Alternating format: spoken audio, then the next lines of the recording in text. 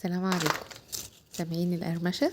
سامعين قد ايه خفيف وهش وبيتكسر بسهولة؟ تعالوا بقى هنعمل الرقاق الناشف في البيت بكل سهولة من غير فرن، وهيطلع معانا احلى من الجاهز بكتير لانه اخف وهش عنه كمان. يعني احيانا كده اللي بنجيبه من بره بيبقى قاسي زيادة عن اللزوم، حتى مش بيطرى بسهولة لما بنيجي نسقيه بالشوربة. بإذن الله هنعمله مع بعض، هيطلع جميل جدا. بس قبل ما نبدأ الفيديو ما تنسوش تعملوا لايك، ولو عجبكم اعملوا له شير، ويلا نبدأ على طول.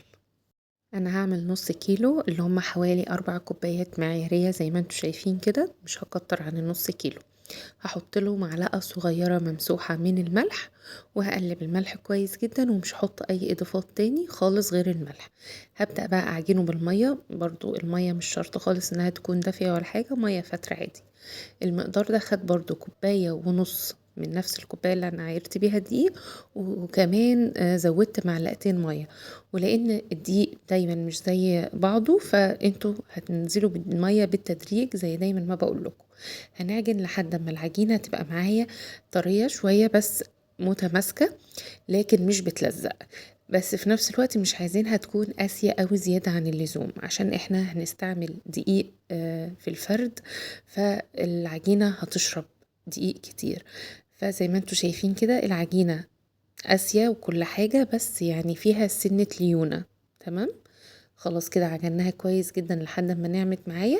هغطيها بقى كويس جدا عشان ما تنشفش مني ولا تعمل اي تشققات. هغطيها بكيس من البلاستيك، وهغطيها تاني بطبق. المهم ان انا هسيبها ترتاح بقى كويس جدا حوالي نص ساعة. هرجع بعد النص ساعة هشوفها ارتاحت ولا لأ، بتك عليها كده بصباعي اللي مش بيرد تاني.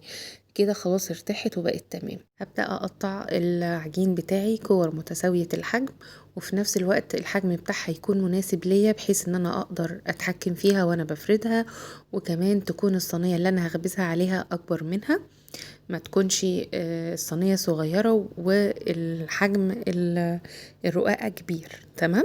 المهم ان انا هقطعها كور كده، يعني مايلة لانها تبقى صغيرة شوية. خلاص.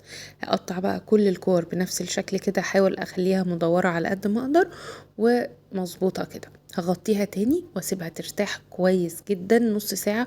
واهم حاجة ان انا اغطيها كويس جدا بالبلاستيك عشان ما تتشققش مني او تنشف، فمهم جدا حتة ان انا اغطيها بالبلاستيك. هرجع لها تاني بعد النص ساعة، هضغط عليها برضو كده بصباعي، هلاقيه مردش تاني، يبقى ارتاحت وتمام جدا جدا. هحطها جنبي وابدأ بقى اجهز المكان اللي هفرد فيه.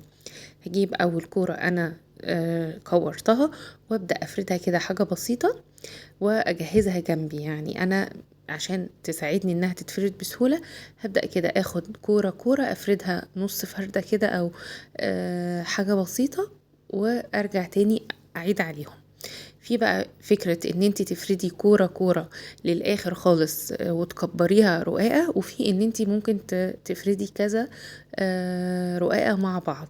الطريقة اللي تريحك هتشتغلي بيها. لو معاكي حد هيساعدك تقدري تعملي اللي هي كذا، تجهزيهم كلهم مع بعض، ان انت تفرديهم كلهم نفس الفردة اللي انا فردتها قدامك دي كده، تشتغلوا مع بعض. لكن لو لوحدك افردي رقاقة رقاقة احسن، بحيث ان انت تفضلي مغطية العجين وما يشققش منك ولا ينشف. كده تمام. لو معاكي حد يساعدك تقدري تعملي الطريقة دي، ان انت تفرديهم كلهم مع بعض وتجهزيهم كده تلاتات، وتفردي بقى التلاتة مع بعض زي انا ما عملت كده، مع ان انا ما كانش معايا حد يساعدني ولا حاجة، بس الاسهل ليكي هتعمليه. خلاص. المهم بقى لو عملتيهم كده برضو هتاخديهم جنبك بعد ما رصيتيهم كده تلاتات، وتغطيهم كويس جدا جدا بالبلاستيك عشان ما تنشفش منك ولا تشق. هاخد بقى اول 3 انا حطيتهم على بعض. وحاجة مهمة جدا جدا وضرورية، ان ما بين كل طبقة وطبقة في كمية دقيق محترمة. هو الرقاق عبارة عن دقيق، وزمان كانوا بيعملوه بالنشا كمان مش بالدقيق بس، ان هما بيحطوا ما بين كل رقاقة ورقاقة طبقة من النشا، عشان خاطر لما يجوا يفردوا ما يلزقش في بعضه ويطلعوه بسهولة. خلاص خلاص انا كده فردت التلاتة. بس طبعا ما كملتش الفرد للاخر عشان ما يلزقوش في بعض جامد، فببدأ كده بعد ما بفردهم شوية حلوين بفكهم من بعض عشان ما يلزقوش قوي وما اقدرش افتحهم. لكن بالشكل ده تمام. وطبعا زي ما قلت لكم مهم جدا ان احنا نحط طبقة محترمة من الدقيق. خلاص هاخد بقى ايه واحدة واحدة، ارجع اعيد عليها تاني وافردها كويس جدا بالنشابة بحيث انها تبقى رقيقة جدا معايا. يعني ايدك كده تبقى باينة من تحتيها انها رقت وبقت شفافة جدا وخفيفة. خلاص بكون بقى مجهزة جنبي الطاسة بتاعتي بتسخن، وباخدها على طول بنفضها كده حاجة بسيطة من الدقيق. على فكرة الدقيق ده اللي بيساعد انها تبقى ناشفة ومقرمشة معايا. خلاص بحطها بقى على الطاسة كده تكون سخنة في البداية، وبعدين بهدي النار للوسط، اقل من الوسط حاجة بسيطة، وبفضل اقلب كده. واهم حاجة تاني ان احنا بنضغط على الاطراف عشان خاطر ما تترفعش مني وتنشف وتبوظ.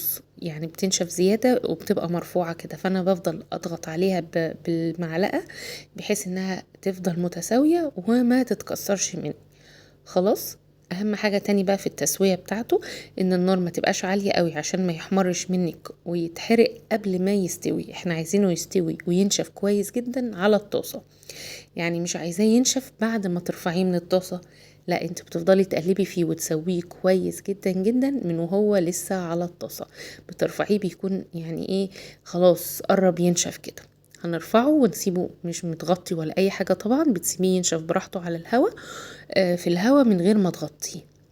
خلاص برجع بقى بعد كده اللي انا كنت برضو فرداها بكمل عليها تاني وافرد تاني كويس جدا فيها، وبعدين بقى باخدها على الطاسة.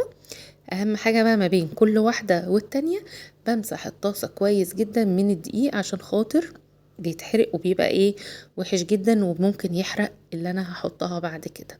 اقيد بقى الطاسة تاني عليها تسخن برضو كويس جدا، وبعدين بنزل بالرقاقة بتاعتي وهكذا بكرر كل الرقاق بتاعي. وزي ما قلت لكم باكد عليكم ان احنا نضغط على الاطراف كويس جدا ونفضل نقلب فيها كده ونسويها كويس جدا جدا وهي في الطاسة قبل ما نرفعها من على النار تكون ناشفة معايا ومظبوطة. هنخلص كل الكمية بنفس الطريقة، ومهم جدا ان احنا نكون مغطيين الكور اللي احنا سايبينها جنبنا عشان ما تنشفش مننا، دي حاجة مهمة جدا.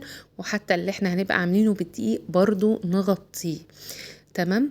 وزي ما بقول لكم التسوية بتكون على نار يعني مايلة انها تكون هادية، ما نعليش النار خالص واحنا بنسوي الرقاق عشان ينشف معانا ويطلع مظبوط. وما نرفعوش من على النار قبل ما ينشف معانا اصلا من البداية، ونسيبه جنبنا متهوي ما نغطيهوش خالص. ولما نخلص كل الكمية نبدأ عادي بقى يكونوا هديوا تمام نرصهم على بعض ونشوف زي ما انتوا شايفين كده. شايفين بقى طالع معانا رقيق جدا خفيف هش بيتكسر بسهولة. لما هتيجي تسقيه بالشوربة هيتسقي ويبقى خفيف كده ومنفوش في نفس الوقت، جميل قوي قوي قوي. جربوا الوصفة ان شاء الله هتعجبكم جدا. كذا حد قال لي انا عايز الرقاق الناشف منك فانا عملته معاكم. لو الفيديو بقى عجبكم ما تنسوش باللايك والشير وتكتبوا لي كومنت، ومحتاجة تفاعل شوية يا جماعة والله. يعني احساس عدم التفاعل ده مش حلو خالص، مخلي الواحد كده بيحس باليأس ومبقاش عايز يكمل. فيعني حاولوا تشجعوني كده بشوية كومنتات ولايكات بقى وكده، وده في حالة ان انتوا لسه بتتفرجوا على الفيديو وبتسمعوني اصلا. ولو لسه موجودين ما تنسوش بقى تحطوا اللايك وتكتبوا لي تعليق، واشوفكم على خير يا رب، والسلام عليكم ورحمة الله.